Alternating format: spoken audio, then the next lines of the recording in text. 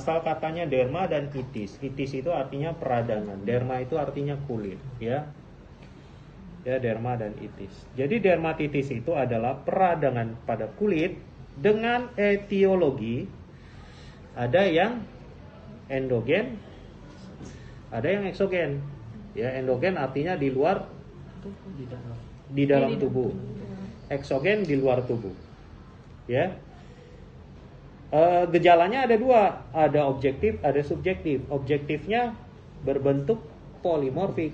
Poli artinya banyak, morfik artinya bentuk. Jadi bentuknya banyak. Subjektifnya nggak tahu.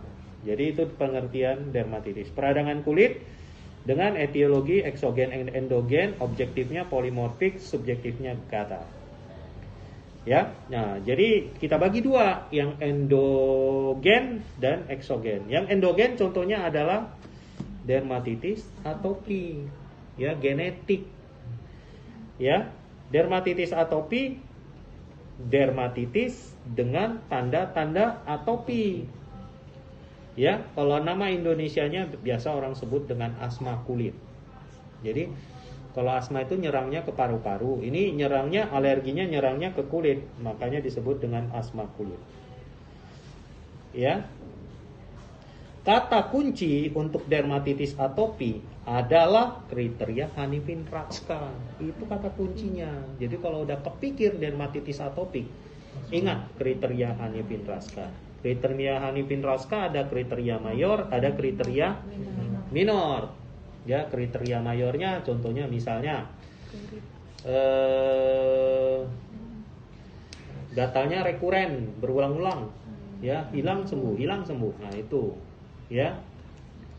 Sudah itu apalagi keluhan lainnya, morfologinya khas, yaitu pada daerah-daerah fleksular. Ya, daerah yang fleksular, ya, di sini, di ini.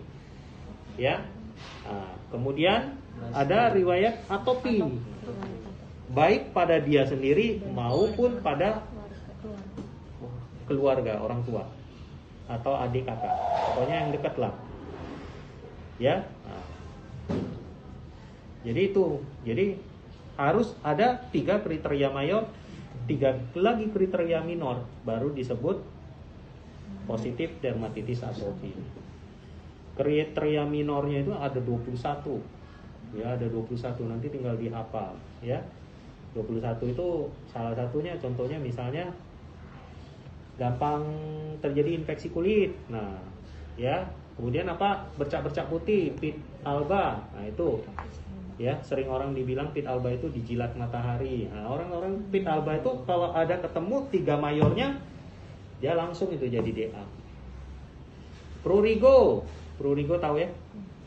Apa namanya? Darah manis. Jadi di kaki itu sering ada koreng-koreng gitu, nah, koreng-koreng hitam, ya. Nah, ada alergi makanan, ya. Nah, biasanya kalau di mata ada apa namanya? Danny Morgan sign. Nah, Danny Morgan sign, nanti lihat di buku. Danny Morgan sign. Jadi di mata, ini mata ya. Di mata ya. Ada lipatan di sini. Sehingga disebut Danny Morgan sign. Makanya orang-orang alergi ini kalau di sininya banyak lipatan, nah itu Danny Morgan sign. Ada periorbiter darkening. Mata panda. Nah, mata panda. Kenapa mata panda? Karena kan gak sering gatel, jadi gosok sehingga jadi merah. Sudah merah apa yang terjadi? Hiperpigmentasi. Sehingga terjadi yang namanya periorbiter darkening. Tapi periorbiter darkening bukan hanya di DA. Orang kurang tidur pun periorbiter darkening. Ya. Orang sering nangis pun bisa periorbiter darkening. Ya. Dan pokoknya 21. Ya, kemudian yang endogen ada yang namanya LSK, neurodermatitis atau lichen simplex chronis.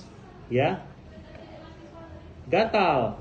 Ya, ini anamnesisnya kalau di LSK kata kuncinya gatal, terutama waktu tidak beraktivitas. Ya. tidak beraktivitas. Biasanya paling sering apa? Tangan, leher, ya kan. Kalau udah stres nggak beraktivitas, garuk-garuk leher, lehernya nebal. Lutut, nah, punggung kaki, nah itu sering itu. Ya, di cowok sering juga skrotum. Kalau udah nggak ada kerjaan, garuk skrotum, skrotumnya tebel. Nah, ada banyak LSK di skrotum. Ya, itu kata kuncinya. Terapinya ya emollient ditambah steroid, ya. Kalau gatal ya kasihlah antihistamin, ya.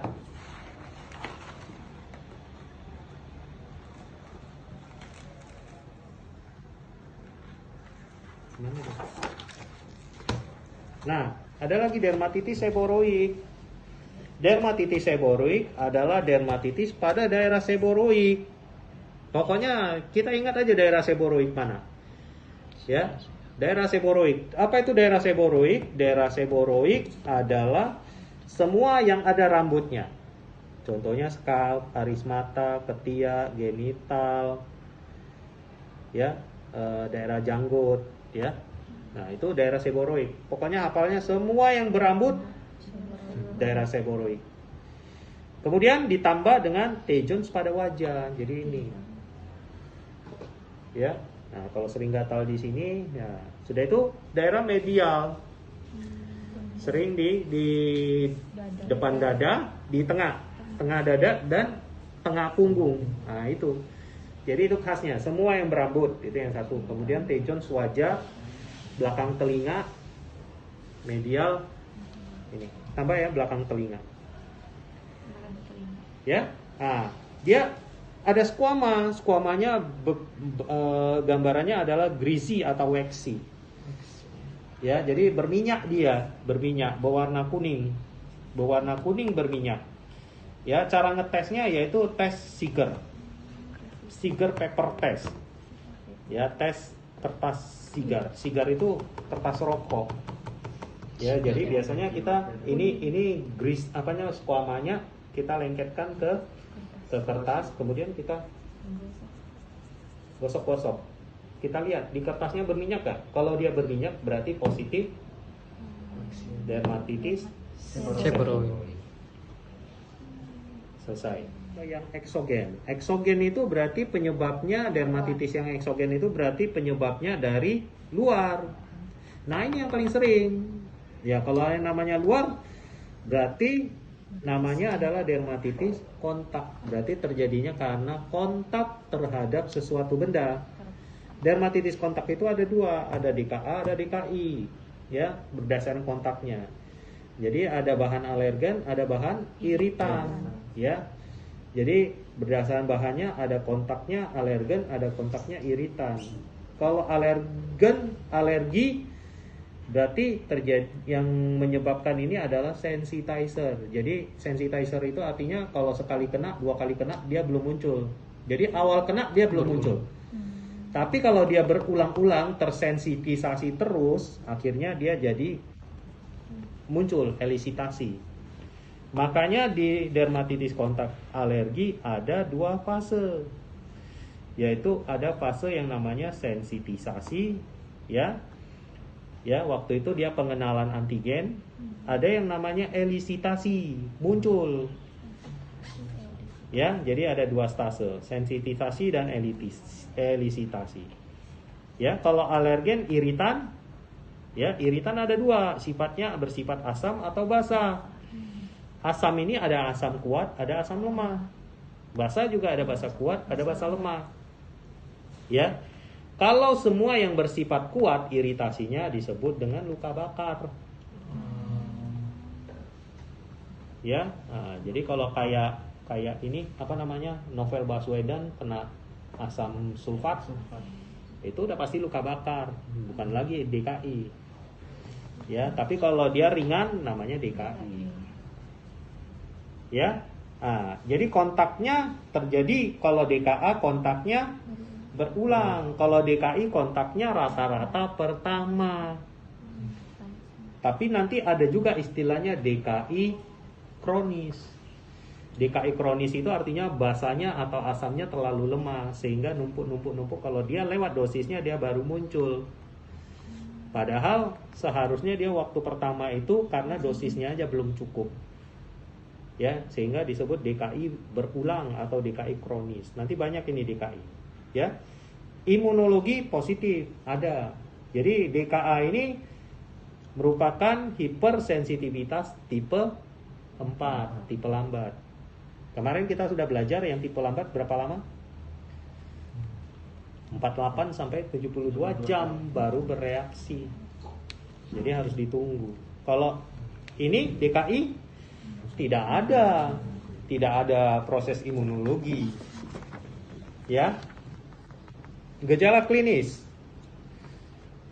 Subjektifnya gatalnya lebih kuat kalau di alergi. Kalau di DKI nyerinya lebih kuat. Ya, batasnya diffuse, tidak jelas. Kalau ini lebih circumscribe, batasnya lebih jelas karena terkena percikannya di manalah muncul. Secara PEG test, ingat kalau hipersensitivitas keempat, cara ngujinya adalah dengan PEG test. Uji tempel. Ya. Sifatnya adalah acrescendo. Kalau DKI decrescendo. Apa artinya acrescendo? Artinya kalau dilepas alergennya, dilepas bahan pengujinya, dia mula-mula dia akan lebih merah dulu, lebih membesar dulu, kemudian dia baru hilang. Kalau DKI dilepas dia langsung hilang, menurun. Itu cara membedakannya dengan PEG test.